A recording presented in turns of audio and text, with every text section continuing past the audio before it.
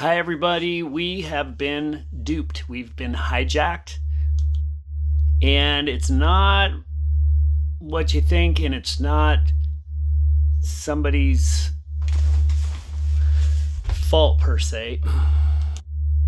Our brains are hardwired to respond to stimulus of all kinds based on some parameters that are really outside of our conscious awareness.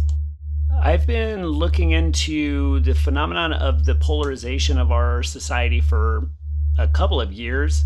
Where it ended up landing me was in a book, oddly, that Hitler used to manipulate crowds called The Crowd. And it was basically the study of the psychology of crowds. It's called The Crowd, A Study of the Popular Mind. And the reason I wanted to study that is because I figured if Hitler could convince, an entire population to trying to commit genocide, that, it's probably something to learning about that. What I found out is that it's long been known how to manipulate crowds, and it happens mostly unconsciously based on some cultural factors and race factors, and we're all susceptible to it, and we're all caught in it right now, whether we're on a conservative bent or whether we're on a progressive bent. The problem is most people have no idea that it's happening, and the people who are messing with us, like the government, for example, knows exactly how to use this stuff to manipulate crowds, and they do it by flashing pictures, telling storylines, getting everybody riled up. And the problem is when everybody's riled up, it's effectively like a mob forms, and it's the same kind of mob mentality that has resulted in witch hunts and all kinds of phenomena throughout history.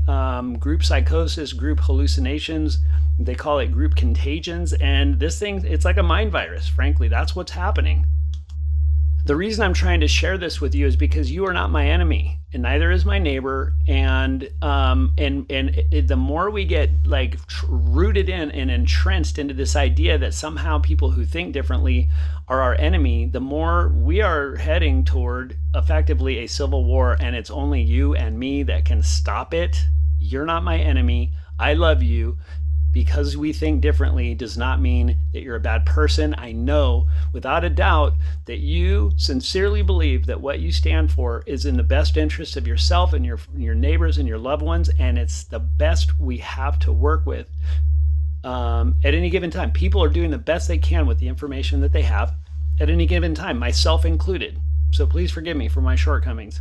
What I'm trying to tell you is that the people who are in control of our government know how to manipulate crowds and induce group psychosis and group contagions, and both sides of the political spectrum are battling it out right now and using us as pawns, and we can wake up right now and stop participating.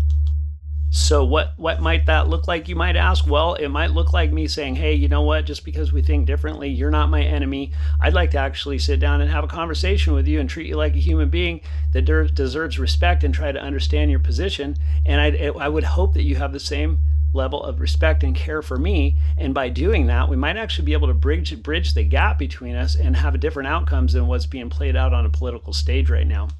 So I implore you to dig deeper, do some research, learn about crowd psychology, learn about how the masses are manipulated, and please try to extract yourself from it, and maybe be the one that steps out and is willing to love your neighbor, even in the midst of what seems like a level of warfare that is worthy of killing people for. That's what's happening out there right now.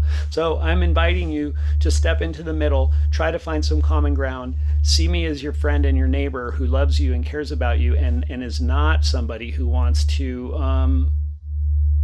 fight you. I want to be able to raise my children in an environment where we can love each other and be kind to each other and support each other, because we need each other in order for this world to work.